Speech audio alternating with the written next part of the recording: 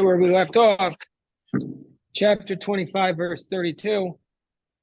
So this is for you, Steve, and Mordechai. The Arei Alavim, the cities of the Levites. The Levites had 48 cities where they lived in. They weren't given property, but they lived in these cities, which were meant to rehabilitate the accidental killers. So you got to live with accidental killers, but you had a good influence on them. So the cities of the Levites, Batei Arei Achuzatam, the houses of their inheritance cities, Gulat Olam Tiel Avim. The Levites are always allowed to redeem them. Let's see what Rashi says. Rashi says, Arba'im Lishmona Ir. There were 48 Levitical cities. And if you look at Joshua chapter 21, that's where it lists the names of these cities. So these were given to the Levites as an ancestral inheritance. So that if they, for some reason, if somebody had to sell a house in one of those cities, he could redeem it immediately. And if they sold a field from among their fields, because they also had 2,000 amos around the city, if they sold a house in a walled city, they redeem it forever, and it never becomes the property of the person who bought it. So if basically the Levites always able to redeem the house. So now the next verse says, Va'asher Yigalman Alavim, the one who you redeem, and if somebody will buy from the Levium, the Tamim Karbayis, the selling of a house, the Irachuz Asobi Yovel, and the city of his heritage in the Jubilee year, Kivatei Arei Olavim Hu Achuzatam B'toch B'nei Yisrael, because that's their inheritance.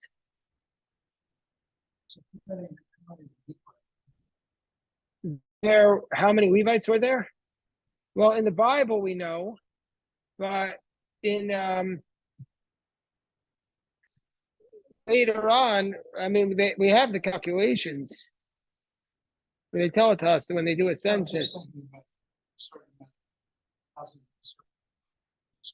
Right. So yeah, like everybody has that problem, Steve. So they can increase, but this is the only part that's deemed an inherited field, inheritance. You should go it. Can you imagine? You could go to one of the Levite cities that are listed in the Torah and go claim it, but you'd have a problem. You have to prove you're a Levite. How's that? For how many generations? Right, exactly. So you have to be able to go back to Moses and prove it. See, yeah, that you run into some issues. So you could prove, let's say 2, 3, maybe even 4 or 5 generations, maybe even 6 or 7. Well, presumably then, if you had something famous like Lashla. One second. They had, in the time of Ezra, they had a way of determining who was a real Levite. They had in the Mishnah talks about how they determined who had the proper lineage. So you had a way of determining it back then, but we don't really have a way of determining it now. Yeah, Rabbi Yosef has a point he wants to make. No, just to add that if you know that your ancestor was the Shla or some other famous Levites, then it's much easier. That's what I said. If you could go back to the 16th century and go to the Shla, then you'd be okay. But very few people can actually do that. Okay, so then Rashi says, if you acquire a house or a city from them, it shall go out in the Jubilee year. Refers to the part where if it's a sale of a house or a city, and it shall return to the Levite who sold it. Alternatively, the Levite shall have an eternal redemption. You might think that this verse speaks only of an Israelite who bought a house in the city of Levites, but a Levite who bought a house from a Levite, I thought maybe he can buy it. So the verse is telling us that even if it's a Levite who redeems it from another Levite, the first Levite can redeem it forever. And the selling of a house and in the city of his ancestral heritage shall go out. This is a different commandment, meaning to say, and if the Levite did not redeem it, goes out of the possession of the buyer at the Yovel year. So it leaves. Where to go? It goes back to the original. Automatic. Yeah. Because the houses of the Levites is their inheritance. They didn't have an inheritance in the fields or the vineyards, only in the cities and their open grounds. Therefore, these cities are like their fields. And so therefore you can redeem them like a field. Rabbi, was there any discussion? Suppose, God forbid, a Levite family line passed out of existence, and if Jubilee year comes, and the property does not, basically can't revert to the specific. Is there any discussion on that? So the Talmud says in a few places that there's nobody amongst the Jewish people who doesn't have any relatives. So they would keep tracing for their relatives. They would find the relative. That's not like America. America, if you die with no heirs, the government takes it. Yep. But amongst the Jewish people, that it's if you have no relatives, you find the relative, except if you're a convert, then the Kohen gets it.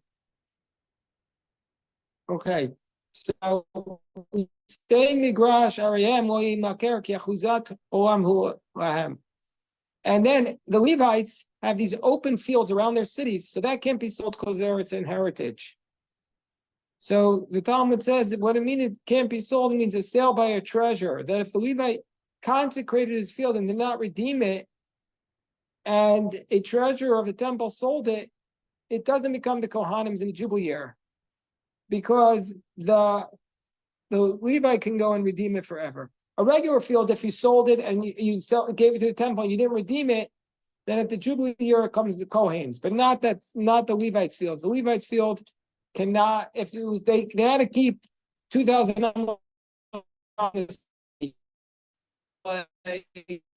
open area. That can't be sold in perpetuity. Okay, now we have the next verse. 35. If your brother becomes poor and he falters, you have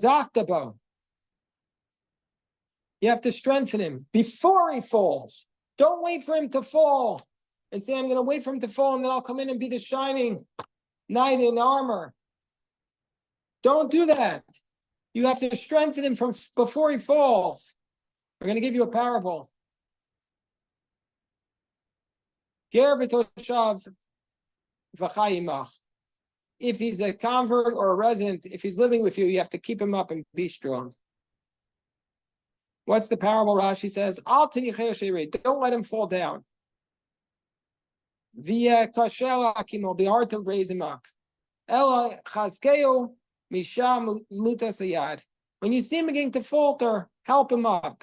You see the guy, for example, has lost a job. Don't wait for him to lose his house. Help him with the payments before he loses his house. Because once he loses his house, he's in real trouble. Meaning to say it's much harder to come back from when you're homeless than when you're just in between work. Help him get past the next 3 months. That's what Rashi says. What's it like? To somebody who a donkey's carrying something. Odell ben Komo, if the donkey's still standing, slip. But one person can grab it and help it. Not when it falls to the ground, so 5 people can't even lift it up. I heard since we're talking about parables of animals, I heard a parable like this. This is from the Midrash in Koheles. There's once a fox, and it saw that there was this entire field filled with just the most delicious food in the world. And the fox wanted to go and eat that food. But there was one problem. Do you know what the problem was? There was a big fence around the field. The fox couldn't get in. So the fox was shut up. But then the fox had an idea. What was his idea? The fox said, I know what I'll do. I'll go on a hunger diet for 2 weeks and I'll get super skinny and then I'll be able to slip through the fence and eat. And the fox did that. But then when he's in the field and he's eating, he realizes, wait, I'm eating all this food. Can't get out. How's he going to get out? He can't get out, as Moshe says. So what does he do then? He has to go on another hunger diet just to get out.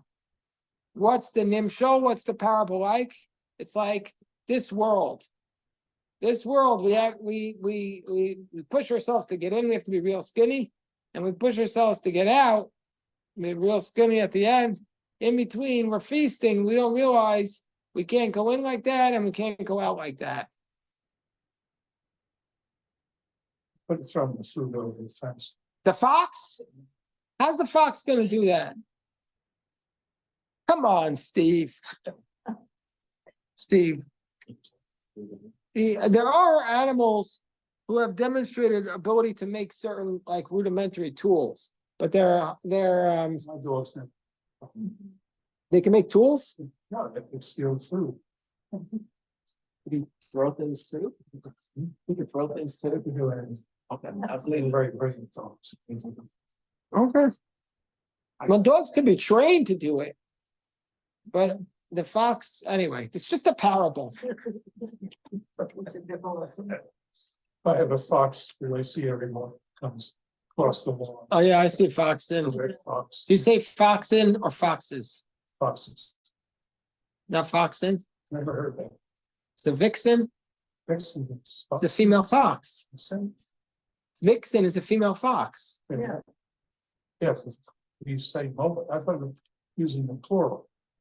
Don't let the foxes out of the hen house. Yeah, you say foxes. Foxes. It should be fox in. You don't say oxes. What? Oxen. Yeah, you say oxen. But you're right, it's foxes. But it's funny why it's okay. Anyway, so the verse says the ger b'toshav who's with you, you have to support him. What's a ger and a toshav? Rashi says afamu ger o toshav, even if he's a convert or a resident. What's a resident? A resident is a non-Jew who accepted upon himself not to worship idolatry or to eat non-kosher carcasses. So that becomes what's called a resident. So he accepted the idea that Judaism is the correct faith, but he doesn't accept the commandments that the Jews have. He just accepts not to worship idolatry. Okay, so this person who's living amongst you, who's poor, and he needs money, al tikach meito neshach v'tarbis. Don't collect interest from him. And you shall be afraid of God, and your brother shall live with you. Even if he's a resident alien. Yeah, you can't charge interest to the non-Jew who's living amongst you and accepted the law, the basic concepts. But otherwise, the Torah says you can charge to a non-Jew. But the Talmud suggests that maybe you shouldn't. But that's a debate in the Talmud, whether you could charge interest to a non-Jew. So the verse says, Neshech v'tarbis. So why did the Torah prohibit interest? Did you park back there, Akiva? The truck, Died? no, basically the owner doesn't know where the license, the registration, the insurance, or the title is. So until he can locate one of those documents, you can't get the truck back. Yeah. Sounds like he's can't locate something else. Well, part of it actually. Okay. He's almost got it. Okay, so why did the Torah prohibit interest? So we said in our discussion on Wednesday, and we heard this from Betzalel and his share on Tuesday night, the quote of the Kli Yakar. The Kli Yakar says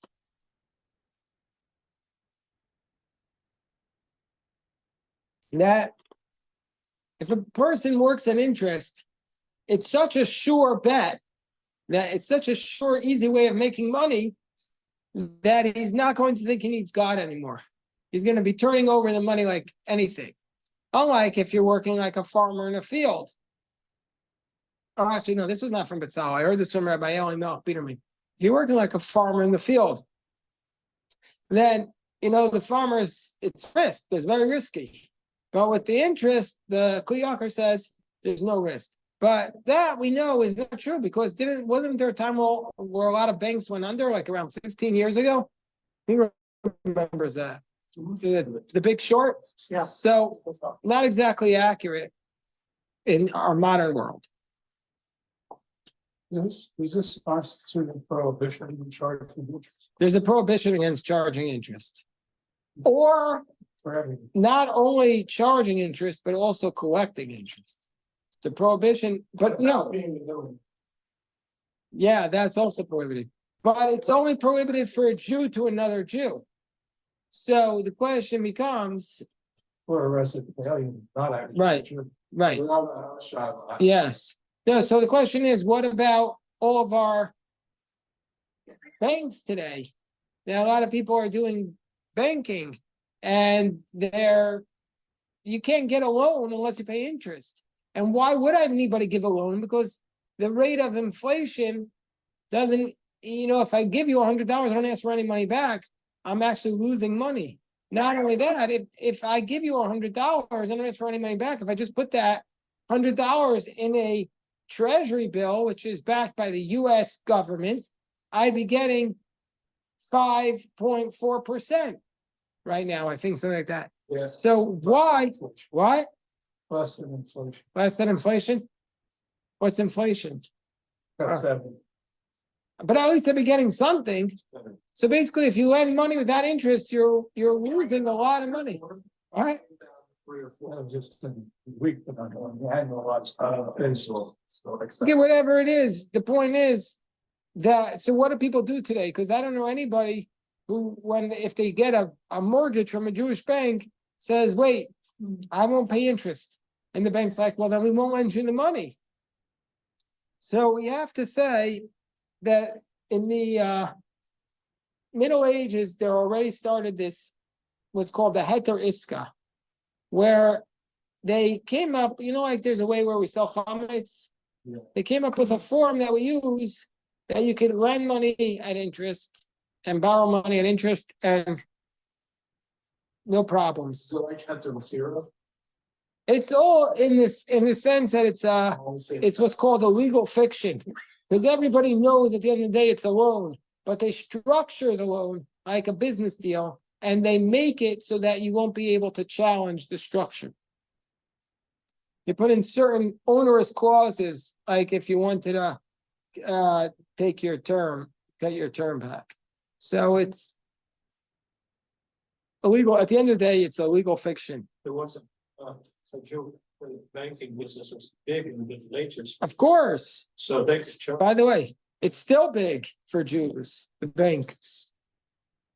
But they have no restriction against lending money. No, to. Is that correct? The Jew is allowed to lend money to non-Jews, perhaps it was even a mitzvah. But the problem is, as Akiva was saying, what about the middleman? Like, it's never, most businesses are not just one person and everybody comes to them. There's, there's people hustling for the business. You have mortgage brokers, so it's, and anyway, there's also another Jew. Let's say my fellow Jew wants to do business and he wants my money and I'll be happy to lend the money, but not if I'm going to not be able to lend it to anybody else at the same time. Like if I'm only able to charge a non-Jew interest and not a Jew, then if I have $1,000, why would I give it to the Jew? It's going to cost me, let's say, 10%, whatever I would charge. So they had to come up with a solution. But I would think that even in ancient times, the same problem would exist. No different. Well, in ancient, it was a little bit different because in the sense that, yes, to a certain degree, even in the Gemara, we see a lot of attempts of people to evade interest. But the difference is that the economy really shifted even in the Middle Ages to much more business-focused loans. That in the Torah is, I think, the intent of the Torah here is really to refer to subsistence loans. It says, like, if your friend will falter. Not talking about, okay, your friend wants to open up a startup. He's got an idea to basically compete with Uber Eats. And he says to you, can you lend me $200,000 and in return, I'll give you nothing. That's called venture capitalism. I can't, or it says, you know what? I want to buy a $1.8 million home. In order to do that, I need you to give me $600,000 to put down, but I can't give you any interest on that. Well, you're having this big investment. Why am I? Nobody would ever lend the money for that. It's just, unless you're the parent, nobody would ever lend the money. Right? If you're the parent, you'll do loans. Actually, just good. Right? If you're the parent, you'll do it because it's going to be your kid's money anyway. Like whatever. So, but the problem is nobody else would do it. And the rabbis noticed that. And they noticed that with sabbatical year, and they noticed that with this, that it's not viable. The Torah was speaking in a perfect world, but our world is not perfect, it's imperfect. And so we had to come up with ways without abandoning the Torah of attaching ourselves to the practical world. You have to be practical. So what is Neshech v'Tarbis? They're both the same, Rashi quotes. And why does it say it? To say that you're in violation of two prohibitions. We had that in Bamitzia, Daf Samach Amabay 60b. V'yareisam alakecha. So why does it say shafir God? Because a person's mind always thinks he can do interest, and it's hard to separate from it. And a person will give himself a permissive ruling. So he says, look, I'm going to lose all my money. Therefore, the Torah says you shall have fear God. Or, and this is what Akiva was kind of hinting to, Torah is referring to a case of a person who says, oh, it's not my money, it's the non-Jew's money. And he does this in order to lend the money. He's got the non-Jewish partner is a silent Jewish partner. Let's say Christopher, everybody knows him as the banker, but really he's just the front man. And there's a Jew behind him who's really the one collecting the interest. This is how a matter, therefore, that's given over to the heart of a person. That's why it says you shall fear God.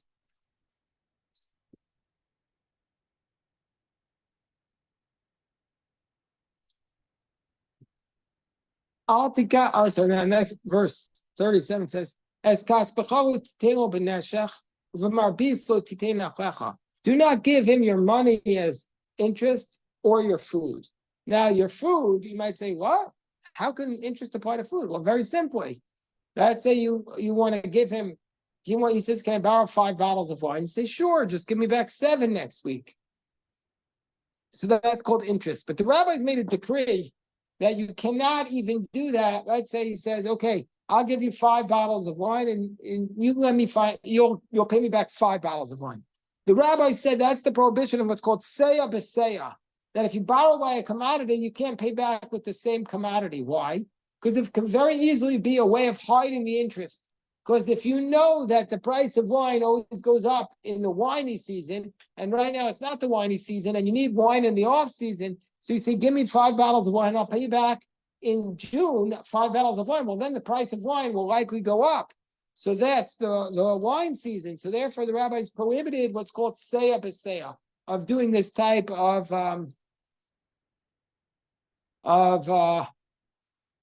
transaction. I am Ani Hashem Elokechem, verse 38. Asher Etzesi Eslem Eretz Mitzrayim, Aseis Lachem Es Eretz Canaan Yosef Chamoim. I am Hashem your God, who took you out from the land of Egypt to give to you the land of Canaan, to be for you as a God. Let's see what Rashi says. Rashi says, God says, I can know the difference. I took you out of Egypt, so I could tell who was the firstborn and who wasn't. And also, I'll know who's lending the money to a Jew with interest and claiming that it's a non-Jew. God says, I can see what's really going on. Alternatively, I took you out from Egypt on the condition that you accept my commandments, even if it's difficult. This is a hard commandment.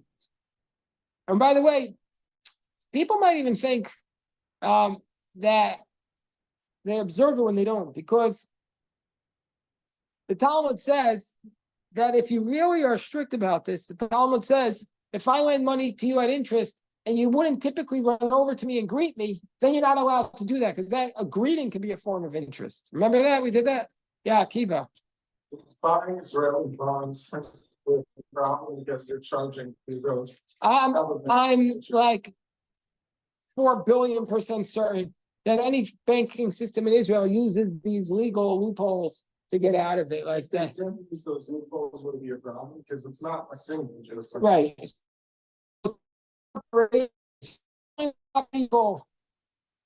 Gemara discusses when it's more than one person, it's only rabbinic prohibition. It wouldn't be but it would be more problematic. But again, like, yeah, why would I not be allowed to buy an Israeli bond? It's a way of gaining money. Interest is you can't say, oh, it's not interest, it's just inflation. Attached to the consumer like index prices. No, you can't say that. That doesn't work. The rabbis say inflation is interest. All right, let's stop here so we can dive in mincha this time.